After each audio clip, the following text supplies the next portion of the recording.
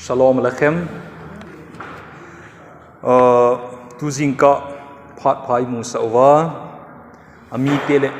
ama ka adinga ton sot mel chi na dinga akoi phat the abo asu theng achol nga ni kho a ami he te la a ama a chol te la a pang dinga ngai lut wanga hu hingna hong sungai puilu nowa Israel te mi theng pa yawe chu thangwa na sang pe ni pe masawi na hi hallelujah we ole pathin thu oi gam ikitivin hinna del chi hivin tun son hinna hi chi idel na ho ji hin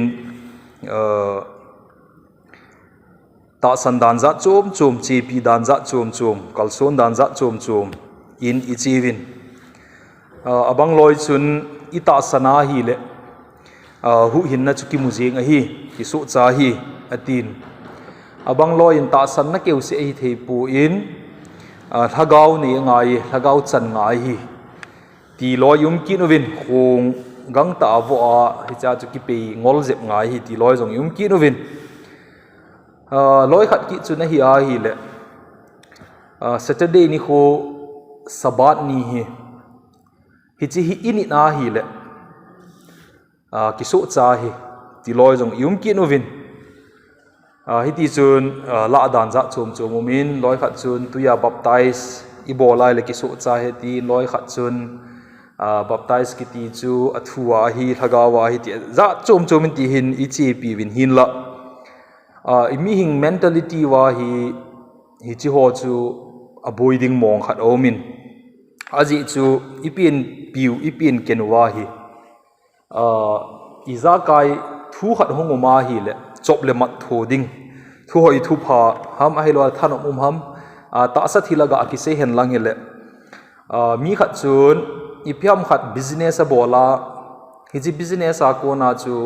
ahong in chen do a hele mi zo se chu e chi hi thil pha he tin mi zo sen i boluvin mi khat in a in chen na ding business a bol chu mi zo sia ding an hi lo ji chun tam ta ki bunga movin hiti da bang chun mi khat chun le kha simlam education langa pachan na ham lo thin na mahung mu ti nga hi le chun iki sonu vin tun jong i cha teu ke ka hin koi hi vin iki son chi win IAS hi so ke ding in MCS officer hi so ke ding iki sonu vin hin la mi tam ta hi iki son mangam ta win ahoi chi pen chu ki ya ding hi ahoi chi pen chu pha ham ti lam hi ingai tu povin tabanga chun ta san thu do la zong ahoi chu masa ahoi chu i pi ham ti hi igel lo ji hin mi tam ta hi hobung khana member chu hi thowa hoi lai howin ham khana chu amin ki sun lu chu hi thowa athi te ne pastor khatin avui ding chu hi thowa hobung member hi tia sei phat na jong chang ding jong si mai the hi hin la hu hing na thu ong hi ti nga hi le ton sot hin na imu diu hinam ti pa hi ina ki ngai to kha po win hi jesun ama sading a priority ipi dingo hi ipi ham prerequisite hi ipi ham ti hi tu jing kai sei no much ta san mi khat ka hi a hi le Bible sunga thu ki sun ho hi hin na thu hin hi che Bible ta san te hi ka hi iti dinga hi le a prerequisite chu a criteria chu ipi ham ti hi tu jing kai sei no hi chi chu simple ta ya shwana na se yin lei se na len la hin ki pa na thu pha matit yahu bunga na chang top na chu si sorry chang gup na chang top na chu si bung gup na chang top na chu si ma hi le matit yahu chapter 6 verse 33 a chu isi ma hi le hitina ki se ne hi yashwan hitina don bunin hin la alengam le achon phat na chu hol ma sawin chuti le adang zo se chu pi bela manum di wa hi ama san agam le achon phat na chu hol do ma sawin adang zo se chu pi bela manum di wa hi pa na thu thing ichan chi wadin avelin phat thei bu pi ki no hen hallelujah we ama sading ana sei nahi hin na hall in iki pe khelovin in na hall na ni ki pe khelovin hobung lam kai thei ding ai lo mi la a ho thu sei thei ding ai lo wai le kel ngoi ho ching thei ding a chun igam sung jong dei khop loin kolgama south india iga holu vin iga kichu vin igam sung jong dei khop lovin korea gama us gama ai lo europe gam sung jenga jong german gam dunga jong iga holu vin ai le hung lung ki no vin iseu vin hobung tha tha I phut no vin ti chun mi pi chu atam na na hi hin la igam sung I ve na hi le I pathin thu oyu hin igam hi azo poi ti hi akichin ma jengin by election season hi in by election ai lo even general election la azung akimun ai lo wal I business ball dan ho in chen kho sa isem go dan ho building isa anom dan ho gari tha icho go dan ho hi cho zo se ve na hin I pathin thu oyu hin in ho wa hin chana nei poitis chi ho I pzm tia hi le I pathin thu oyu hi ama sading pa I masat sa lo ji wa hi hin na lampi a hi ti kama I se wa nga cho ata zui ki go na pa lo ji a hi hi chi ka pathin thu oi hi tu le sit ka hin khoding keu se hi lowa ka thi nunga ding a hi ti pa hi chi pa he thiem na hi ilawal ha samji hi mama in akimu in hi chi ho zo si hi ipisi ham tel iki hil dan iki ching su iki pui dan iki kho kha dan anadi po na hi ngai no mom feel good factor in iki hilovin tun TV dungi vet ai for example God TV ki ti o min hello wireless channel dang jong tam hi chu khoi vet ai le thu sei tam zo ho feel good factor ke use hi na pa apan san ho hi chu pham tia hi le pathen nang ma na ngai lu na hi chon se jong le chu na ngai lu tho ven mi mo jong le chu na ngai lu anop na ding pa chu mi chon se ta khat jong corrupted mi khat jong chu pathin hong sunga uma tol that khat jong chu pathin hong sunga sia chu chain sum thei lo wa hi ti corruption jong chu okay tol tha jong chu okay gut cha jong okay nu le paza bol lo jong okay zo sei jong okay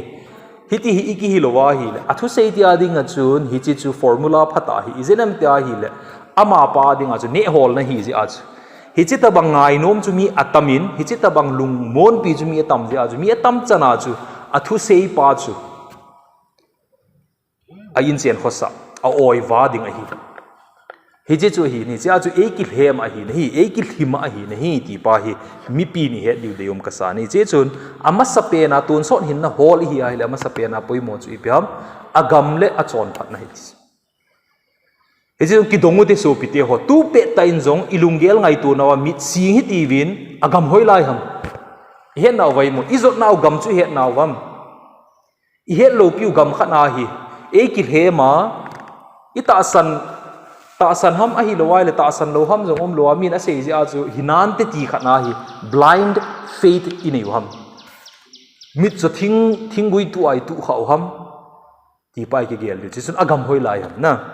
hengi agam chung chang chu sauta sei thei chu a hi ma in hin la vangam chung chang episode khat in sei ta win thama salama chun hi chi chu avelin ai thei chanin ve hi ti win hi chi channel mama hin hi chi YouTube channel mama hin umin tin van gam chung chang chu veleven agam chu hoi lai ham ki chi ding hi ahin tu ni khwa chom chakhana he theina ding ovin aki chaina ti dam a conclusion mun khat bo sei hi ti win hi cha ko na chun agam chu hoi lai ham ti hi he thei diu hi izot naw gam hi thu phon do le khabu revelation chun hi ti na ki suni na hi thu phon do le khabu bung som ni le khat na chun chu in ke man van tha le lei tha chu kamu in izenemiti le van masale lei masa chu akitol mangtan hichimuna chun hichiko ma chun tui pi ho jong tui sang len ho jong om tapun hi chang ni na chuin ke ma yohananin johnin khopi thing jerusalem tha yawi a ko na hungkuma vana ko na hungki khai tha mone ding nu mo pa to kilam tu dinga aji pa di to ai nei pu to kilam tu dinga hung kum hla bangin kamu yatis Jerusalem tha khopi thieng chu wana ko na hung ki khai ha ka mu itis chuin oging ta khat wana ko ni hung gingin hung samin hi chi o chun ngai te movin ngai te min yawe pon bu chu yawe ham bu chu mi hing te la akido tai chule ala wa cheng in tin ama ho chu ami te hi vin tin ama ho dinga chun ama chu apathi nu hin tin hidinga hi chi hi lelevan sempa yaw in hin na hu alha khum thu na sei chu hi nei mi hing la ama zo hung cheng dinga hi ileng gam diu chu ama san aleng gam le achon phat na hol dok masan ki tis aleng gam ding chu van gam a hi in asom lam ta hi chi van gam chu hoila ya i pitabang ya i ti ki tun de ham ti pa hi chi le khabu ma hin detail ai na hi lo hi so pite ho pastor tamta ken jong ko ho pi in athu seu ka za in ka ngai ji in van gam ki ti chu itabang de mi hing aki he a he om nai pu ti chu bida ki hello do ogi jot na gam na jot na ding gam ne he lo wai le itina che ding izot na diu gam na hil thelo pastor chu zo se hi na hi hoilai ham ta ong hom ko o ma hi le ong hom la chum o ma hi le ta san hello ti na hi holam kai khat hiya pastor khat hiya thu hil khat hiya izot naw cho hoilai ham lam kai pu na ti ni kho chung lam mo ko a itabang de ham sei thelo chu zo sei ti na hi ni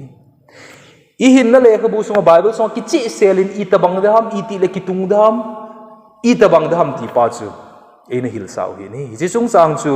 van gam ki ti episode chu to i video series ma hin umin tin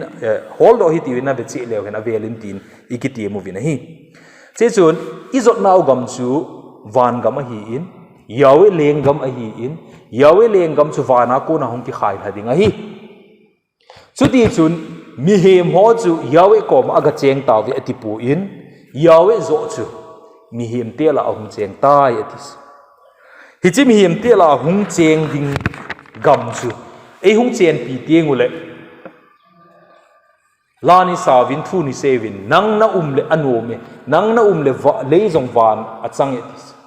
hi chu man ei chen pi tieng le chi lai chu van gam hong hi dinga hi chi kom chu hi chi mun chu hi chi lei si ni van gam chung hi dinga hi chi lai mun chun tui sang len jong ta pon tin lei si hi cha changed hong hi dinga hi chi chu khang ki chaina lei si ki chaina iti pen pa chu chi chung hi dingi tu lei si pa hi akhang hong be dinga hi chi mun chun so pi te ho them khat ga belap je mi ti win chi mun chu itabang hi de ham tia hi le thu pon do le khabu ma in a hin sein toy sim naw ba na chu isima hi le bungsom ni le kha chu isima hi le chi khopi chu van khopi chu Jerusalem tha khopi thieng chu solama kot thum thumlama kot thum salama kot thum thanglama kot thum omin aki gomin kot som le kot ni aphan ilu na diu chu kot som le ni bo umin hi so pite ho hi chi kot som le ni chunga chun Israel nam som le nam ni min akisuni na hi tis hi chi Israel nam som le nam ni min kisut na kot na chu nang ipi kot na lu daham hu hing pu yashwa thatna thisana cho do nang leke ipi kot nai lu diu ham ti pa jong chu igi gel lingu hinge ama saung chun aki te le seu te tiwin hi chu oi sei do thene ding wa chu introduction ta banga chi sei masa nu in gel hi tiwin aki ting aban ting le in sei diu ipi kot nai lu diu ham ti pa jong in sei diu hi chi sun hi chi lengam chu hol do masan hi chi lengam chun het masat lo wa hi le crusade si ana lam lama camping si ana pian tha zenga ai lo revival si al thagau ka changetia asu atunga na kili sun I macha jium lo ding hi kapathen thu oi tia na ki phat sa kapathen thu oi tia na ki then sa chun I macha jium lo ding hi na nei na lam chu gen thei leng waya ding in pina ta sa pum jeng nong chu gowam din pe jong le chun Corinth lekha thor khatna bung som le thuma se ngai lu na nei lo le I macha lo hi ding ai ijo hi chi ngai lu na pa chu I pi ham ngai lu ding chu isei ta ngai lu na ki ti chu pham ti jong isei ta bin hi hi che jan so piti ho tu ni kho a idin munu hi amma sading a priority a prerequisite a I hol do ding criteria pa chu I bol ding criteria pa chu ina sa povin ale lang I bol wa hi foundation hi det thelo hi che chun a foundation chu amma san agam English power chun his kingdom atin hi kingdom ki ti chu lengam ama lengam chu yawe lengam chu hoi lai ham ti pa hol do ma san atis ani na chun tu nyai se no mu chu a chon phat na mi hi chon phat ki to pathin thu oi ki ti zo se pastor hin tor lo hin mi ham hin ham lo hin hi jong le pathin thu oi hung ki ti ti nga hi le chon phat ki sin sa na chon phat lam ha bol ding hi ki ti vi na hi ale chon phat chu tu ni kho hin example a se hi ti India mi holding a mi chon pha chu as a Indian citizen a India khole tui hi na khana India mi le sa hi na khana chon phat na ka bol chu Pakistan te adinga chon set na hi nei aju melma gam a hi in Pakistan dinga chon phat na kiti chu India dinga chon set na hi ki ni nei is da bang chu tu jong igam sung of a revolutionary group tam ta umin hi chola chu ho jong directly or indirectly are involved hi win hi is it chu inamu wa hi boina hi is it chun revolutionary group khanin chon phat a hi ti a bol chu India government mit mu chu chon set hi ki ni India government in ai lo le Manipur government in chon phat te a bol chu anama dinga chu hi se revolutionary group ho hi chu ho dinga chu chon set hi ki ni chi chu chon phat ki ti definition chu nang le ki define the lo Baptist mission ho chon phat chu evangelical so dinga chon set ni mai the Pentecostal so chon phat chu Adventist ho dinga chon set hi ki mai the chi chu ho on definition ho mimal de dana definition chon phat definition chu hilovin hi chi hin na le khabu hin le wan sem pa yawe hin chon phat ati chu I biham ti pa hi tunya I sei do no mu hi chi het theina dinga chun I hol do dingu amasan alengam agam hol do amasan tin agam chung sang the phat introduction ni bol ta win detailed I sei naw jong anom tan chong chu I sei ta win tun a chon phat na hol do masan ki chu thil ni hol do masat ding hol a ani chan na chon phat na chu hi nei hi chi chon phat na chu I ti hol do dham tia hi le I het theina ding win sol sa shol in mi thing polin Timothy he nga lekha thot na chun chon phat ki ti chung chang mu theina ding lampi ana se ti nei hi chi chon phat lampi ki chu na ding ki hil na ding het theina ding chu I pi hi ding ham ti hi sol sa sholin Timothy he nga ana se pi ta nei hi chi a sei na chu them khat velew hen Timothy he nga mi thing Paul sol sa shol saliak shol lekha thot bung thum na thot ni na bung thum na lekha thot ni na bung thum chang som le nga som le gup som le sagi sung chu sima hi le hi cha chun chon phat ki ti chu hoi la ya ko na ki mudham ti ana hil chi ni nahi hi chi hin na lekha bu thing ki ti the secret scripture the holy scripture ki ti hi chi lekha bu thing ki ti na ni wa pa na na sima na het sa hi tai ti chu Timothy he nga hin nana het sa hi ta in hi chi sunga thu ho hin Mesia Yashua hu hing na mu the na dingan chi na pi the na chi sa the hi na hi tis che chun hi chi lekha bu hi yaw in hin na hu a tha khum a hi in atis je chun ki hil na doctrina dinga phachom ta hi in ki pho hil na ding ki su zang na ding le ipam chon phat lam ki ko mu na ding in instruction in righteousness chon phat na lam pi ko mu na dinga man cha hi tis ai le hi chi khat be jong chen them hat I sei ta ve Timothy he nga so cha solin edi som sagi la a hi chi ale kha thot hi chi hun lai hin ki pa na thu pha itiu le khabuli Matthew Mark Luke John hu tam au nai po nahi New Testament itiwa lapi latia ichoi sangu volume ni na Bible volume ni na hi tam nai pun hi so piti hoi selai khanga chun a volume inum pun hi manuscript neu cha chain koi ham hat pa bedroom ma koi ham hat pa table anum nante koi ham hat te howi na chun lekha thot a hi ji chun ana khat nante koi ham hat te file chun ana khat nante koi ham hat te register ka chun ana kizep khat nante a hin a Bible a abua hi lo lai che chun lekha bu theng kiti pathenin hin na hu atha khum lekha bu theng ati hi mi theng Paul in Timothy he nga se hi tu ni kho a secondary dana second class dana ingai tu ni kho a importance ipi nom ta lo tu ni kho a akise a hi le i ham tia igelu Old Testament itiu lekha bu hi a hi nahi hi chi lekha bu hi nane wa pan an he sa hi in Messiah Yeshua a hu hing na mu na ding ki hil na he Bible in say his New Testament in say his so video hichi chu ai bi chu tu ni khwa hi hichi ba na chun e hon tua idin munu ita sande munu to ki to ding hin apum pi hin from Genesis to Revelation heti taute Genesis apana Revelation ka hi a hi ki taute na hichi ka hi lekha bu thieng hi in hichi lekha bu thieng chu Messiah Yeshua hu hing na mu na dinga chi na ai pe thei chu hi na hi khat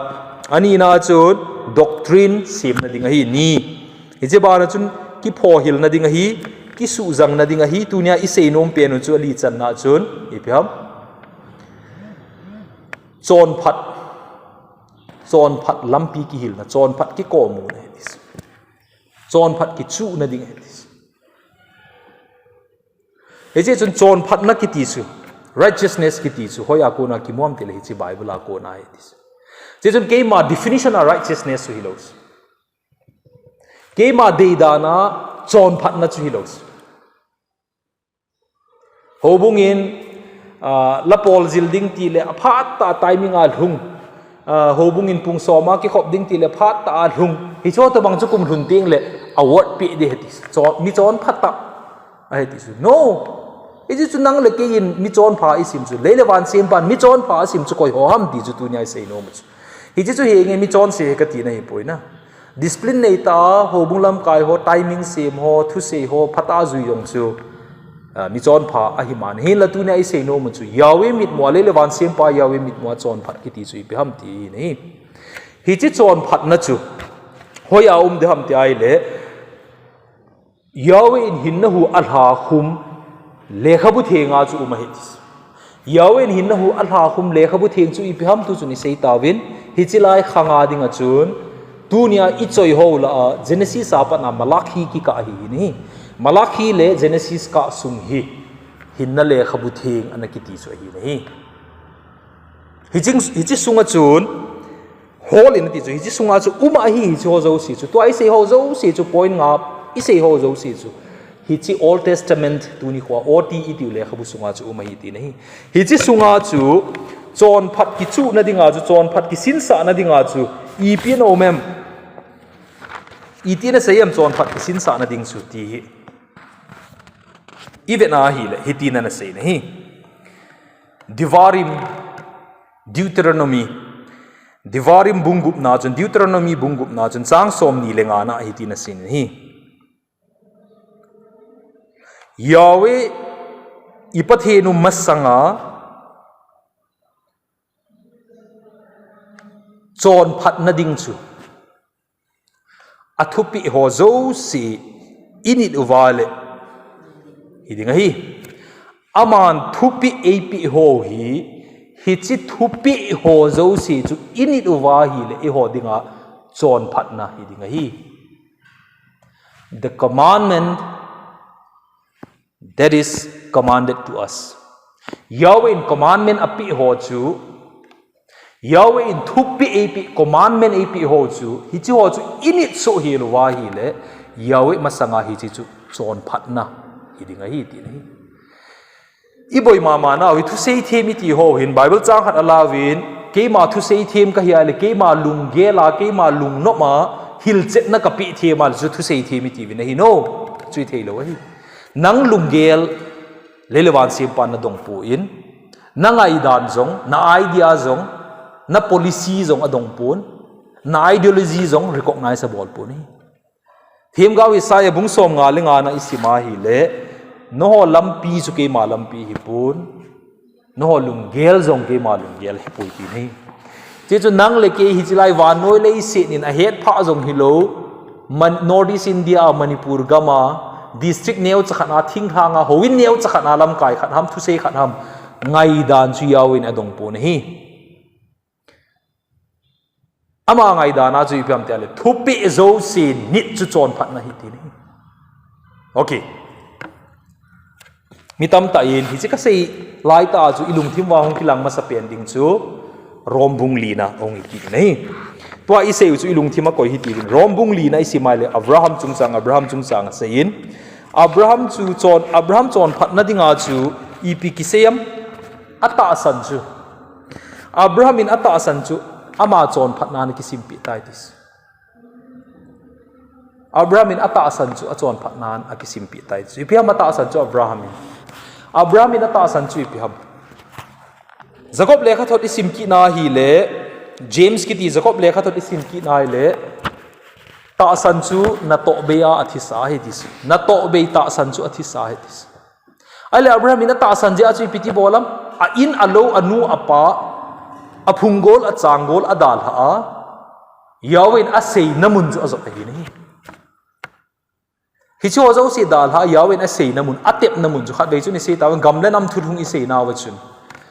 gam khat ka tep pi ding nam le na ka sem pi ding hi chi chu ata san hi ma hin hi chi gamle nam thulhung chu hin to a hi to ai sei u zong hi chi abraham ta san na chu abraham in ta san chu i pi chu ma hi de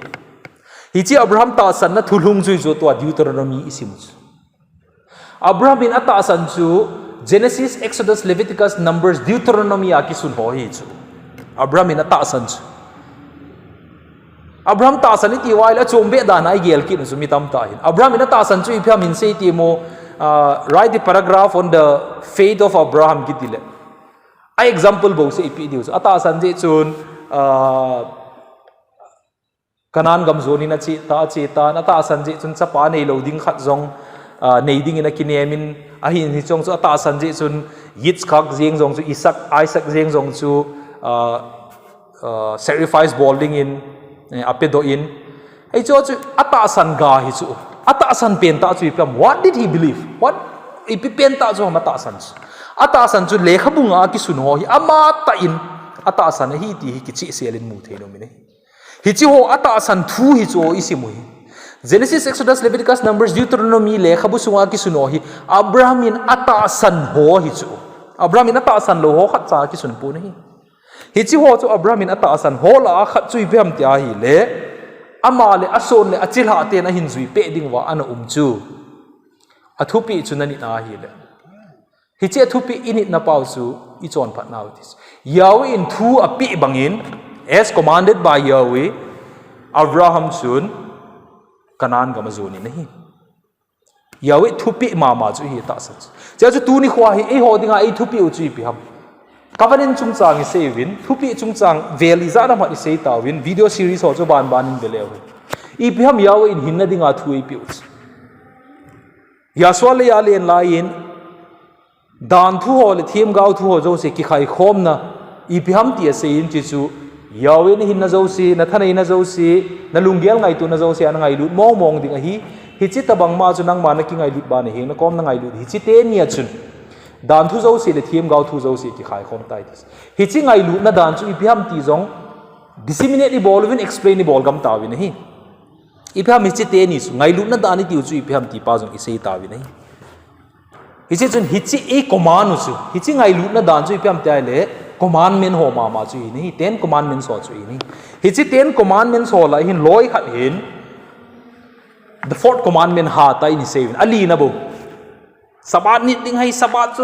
chu ti khati sabat chu theng tho wi le lewan sem pa le mi te ka ton son mel chi nahi adi so ke nahi a hin tu ni khwai ki do diu what about the first 3 commandments aba sa thum ho la I pi lo diu ta ke tai lo ti pa chu koi ham ke tai lo pathian dang nei hi in ti pa chu koi ham ke ti pa chu koi ham ti hi ki do ngai nei Israel ten an ho pau hi Abraham in Isaac in Jacob in na ho pa chu hi chi pa chu amin pakai hi pon lal pa zong hi pon to pa zong hi pon hi chi pa chu amin Yahweh hi ni Yahweh tai lo chu pathian dang na ho lo de this tu ni ai koi pathian ami ho hi sem thu pathian ho cha chu noi ta se in chung wa naw men lang hi noi le se naw hi zong le se noi lang tui law hi zong sem thu phok thu ki ti mong mong nang man na ki sem thu mong mong ho the lo de ki sem thu keu se thà du pawa gang te pawa pai te pawa sim te pawa zo paw lu sei paw mi zo paw iki sem thu I ho chula milim ho I ve so pite ho he che chu commandment in pisem athum chan na chu Yahweh min chu I ma chalo na so sa lo de su I ma chalo I so sa win BT chin sai kha chu ni sei ta we theology student kha chu Israel ten Abraham te Isaac te Jacob ten ho paw min chu tetragrammaton akiti in Greek chun chi chu four consonants li hi in YHWH hi nahi this is okay vin hi chu pronunciation chu Yahweh hi ti jong hi vin hi chu Yahweh chu Abraham te Isaac te Jacob te no ho ve ti chu theology student hon he chu ke du ka ta san ni hin la pulpit adin tieng wa hi le hi chi chu I ho pau chu hi ti I sei do nom ta po vin I ma chalo I so vanity hi nahi we take it into vain I ma chalo I so sa agam ta vin Ali chana chu zo se tawin sabat ni sabat ni ki ti chun hapta si ahung lung ni sagi sabat ni hi in kum khat sunga khok pi thin kut itiu sagi ho jong ko hi nahi sabat ki ti Leviticus bung som ni le thum na ku isima hi la hi chi sabat ho chu hi chi ho chu negligence ji a hi igam hi boy hi anoya chu nanu na pa za bolin tol that hi in Gutsa hi in zone ball hi in head to sa di lawin pang hi in hi na kom ni lam thang si dan ti ho au mi nei anoi lam chu ha si ai sei wang chu a foundation pa chu I sei lo ji wa chu the first 4 commandments ina asa lo ji wa chu ale lam ho chu det thei lo hi tol than hi ni ki ti wang I that win nu le pa za ball ki ti wang win I za zo po win zone ball hin ti wang win zone na ding platform se min I pango win hu hung nop je ma hi le gozu dai kai ahung ki thiel do ma hi le mi he mi iti zone de ham tin lam kai lai lai I go nguvin amuna ground na hola so I pisam te a foundation pa ju ina sa lo hi so piteo hi che jun chon phat na amasan agam le chon phat na hol do masan ki ti so a chon phat na chui pi ham Yahweh chon phat na chu Yahweh anga chon phat na ding chu nang le ke pa mit mo I chon phat the na chu so pite ho athu pi ho hi ini no wa hi le hi chi chu I ho dinga chon phat na hi dinga hi tis nang le ke mi hing tom ngai na nang le ke mi hing ki pum pi zo na hi nang le ke phat bol ji nang le ke noi lu chu zo ji a hi Yahweh lung to dingum po vin hi iki pum pi wa sum le pa I to do ji un jong lung lai pon tin chon pha nei sim pon tin ni rum khowa an ngola I taw I thum ji un jong chon pha nei sim pon tin hin la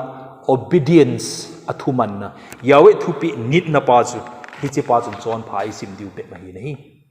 a statement isim hi so pi do kangai dan ham ingai da mi hing lunggel hi lo mai the hin la asunga anaki sun thu na sei wang chu chu hi ti hi ilung sungwa avela ngai to diu de isa bi nei hi che chun ya swa na sein gipi seyam izo ai sim naw ma thithia bunga na chu izo ai sim chu bungu ma hin tun bunga na chun chang som le sagi nai simai le bunga chang som le sagi na chun ke ma dan thu ho le thiem gau thu ho sumang dinga hungin ne geli win asumang ding hilovin asubul hing dinga hung etis hi ji chu shortcut in love in ama chu na bulhing tan ama chu achai ta ja chu abana talo hetis ama chu bulhing a hi ale so pite ho Yaswa Mesia chu dan thu zo se le thiem gau thu zo se chu bulhing a hi a hi le nang le ke Yaswa Mesia ho chu ama bang banga chu ibulun di hilo ham ama tabang chena chu ibulin diu zo hilo ham ama chun I chon se zo si wa point ke chu kanop no ma gom de hetis I pitabang theology ham ka ti jis hu hing pu chun ka chon se zo si a po din ke chu kanop chabe ma avai lama ka len di kiti tabanga ki hil na sanga ki da zo hi lo hi hil la hi chu anomin feel good factor hi in nang ma bol dum ta poi nang ma na to ding I ma chaum ta lo hi to ding zo se chu pakai na tong chai tai ta san jeng in tis anop na lom e Hindu khat jong chu gala ko na in ta sana ki chai ta sula a hi poi so pite ho hiti mai mai chu hi pu na hi ton son hin na thu hi na hi ki hlem po te ki zo hlep po te nang to dingom lo wa hi le pidinga hi za pi ki su ham ei ma to dingom ta lo chu hi chi pidinga choi ngai ong i pidinga ki khop ngai ham i pidinga ho thu se ngai ham i pidinga Sunday si le pung ki to che na ki khop ngai ham i pidinga ho in sa ngai ham ke ma bol dingom lo wa hi le i pidinga ho zong bol ngai ong kata santai ti zo te le in op sabe maum le ki chai ta chula ke ma bol ding ma hi su pite ho ke ma nei ta sanu le ka thupi zui vintis koi se ham hu hing pu ya swa se hi ke ma nei ta sanu le ka thupi zui vin thupi zo mo vin ka thupi ni no vin ti chu ya swa kam cheng a hi ja chu tu ni khwa hi ama ta san te chun ipi bol li ham ti chu ilung sung vai ki ngai tu di de yu mi sa wi nei tu lai ta hin tu a ka sei chu tu a i sei chu ha ta in movement mi nei nang ma bol di ta poi so pi lung mong se lu no mi mo lam jegin mo len khom jegin ti a bai ne e hi chi bol na dinga chu martar a thi ho pi sun ipi da thi pi ha le mo umum le hi chu la ipi ji a martar a thi ha mi theng ho chu he so gen thei hung lung de he ti so he so gen thei na chu mo umuma chu he so gen thei na ko nei pi do i ma bol ding khat om ji a chu hi chu i bol teng le i chunga setan hung thang thip ding a hi ti nei i chunga vanoi le se thanei ho hung ha chang tha de ti na chu i bol ding om ji a se hi bol ding lo ki ti chu abunga chang be hi la i ki lo hi che chun i ki pui mangam mo vin anop lam ai che vin lam alien lam ai che vin hin na hi chi chu hi na lam pi ti nei hin na lam pi wang chu kot jim a hi in kiel kot neu chakhat a hi in alam pi zong anewin a che zong al hom ti nei mithiu ma hi su pi te ho to ai sin matitia le kha bu sung ma hi nei is is ot now lam pi anom lam mi pi tam pi che na lam ham len hom dup na lam ham conference hop pi nei hom lui na gam ham mi tam ta sang ki khop ma mi khat thu se nga ya hong vo a hut be a lam na gam ham ai lo ale thu ta zui na gam ham e ki ngai tu di oi che chun hin na thu hi in leisina anop hol di le India gam sunga dinga chu hi chi zui sa nga hi chi Bible zui sa nga hi Hindu ham khat in ki convert hen lang hi le India mi le sa hi na cho no ma nom dis RSS member ham hat ki hen lang VHP a ho executive worker khat bang ki hen lang hi le itinop da da ham anom lam hi hol le India gam sunga dinga chu hi la anom hi pu ni so pite ho Christian kulpi Christian gam la gam len pen gam thupi pen abul det pen a i he no le imon pi mama United States of America to adin mun khu vevin so pite ho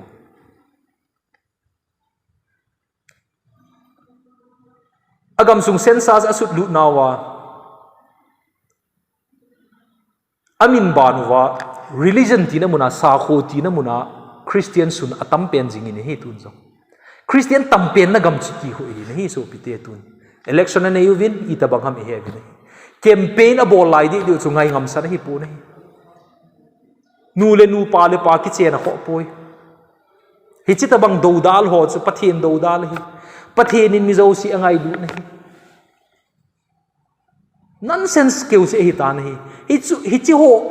style chu ila he ho ga ma che chun so pite tu ki ti pha ni lung hei pha nei i che naw lam pi hi atam zo in i zo naw lam pi hi ko khu zo ni hi ve so pite ho ko khu zo ni hi vi nei hung ki nung leu ti kinung le hi ti vin hi chi hi back to the Bible ai bi ki sunam hi chi sung hin ip instruction ai pi am ti pa hi avelin atha in ngai tu leu hen ti hi dei sa na in avelin ikichil tun vi hi ti hi tu ni khwa i message chu he so pite ho hi che chun Timothy hi nga so cha sol in a sei na chun ton so hin na lampi izot laiwa hin na imu na dingwa poimo 2 Timothy chapter 3 verses 15 16 17 na chuna ki sunin nani awapa na nana het sa nana simsa lekha bu thing hi chi lekha bu thing chun ta san na wanga mesia yashua hu hingna na pi dinga hi point khat ani na chun hi chi lekha bu thing chu yawen hin na hu atha kuma hi athumna hi chi yawen hin na hu atha khum lekha bu thing chu doctrina dinga mancha dinga hi ali channa hi chi hin na lekha bu thing chu ki pho hil na dinga hi abana hi chi lekha bu thing yawen hin na hu atha khum chu ki su zang na ding adi lo khat sem zang na dinga hi aban kina dunia i subject lau apoi mo mama hi chi lekha bu thing yawen hin na hu atha khum chu chon phat na lampi mu na hi ni chon phat na kiti chu hoya umam hi chi sunga chu na ki sune chang som na sagina hi chi ho zo si chu miem khat chun abola hi le yawe mi khat pathian mi khat chun hi chu abola hi le hi chi sunga ki sun hin na lekha bu lekha bu thing yawen hin na hu atha khuma thu ho chu sunga thu ho chu ani na hi le ama chu complete hi ding ama chu hung bulhing de this ama chung bulhing in tin thil pha to na pha to na lama chu bulhing se na kalson na ki pan de this hi chi na pha jong chu nang le ke lung ge la thil pha hi lovin lelewan bol pa yawi mit muwa thil pha hi chi pa lama chu bulhin na completeness dinga hi ti hi avelin lung sung ngai tu le ti win ole message neo chakhat hi in hin la athu chun len ta hi ji chun i foundation of faith ita san ki bulphu naw hi adet lawa hi le achunga alea azia aba tamta se hi ti win ka ministry in ka missionary in gamthim ka vein fan ka tu in ka ip in ka hinna sacrifice ka ki bole ti jong leo hen aki chai ni hole i malo chu i ma chalo so dinga hi chi ma sanga chun so pite ho kinung le hi ti win e ko pawin e ko na lampi zui hi ti ve ti hi ikitep na wa hi in se hil se wal mi hing hi na de tho be se ji hama om kha hi le ya shwa minin ki ngai da min ke the mi ti win hin la anei pa yaw in tu jingka pha na dinga ap ubanga message dinga ap ubanga ise do kha u chang hat chang ni ma hi le keima ka hi in hi chi ogin anaza hi chi lim ana mu ho zo si so pite hon hi win i bon chawa dingin ilungel ngai tu na wa hin khowa ga hoile ga pha tam ta su dingin athu nei pa yaw in athu i chan chi wa dingin phathei bu piu hen hallelujah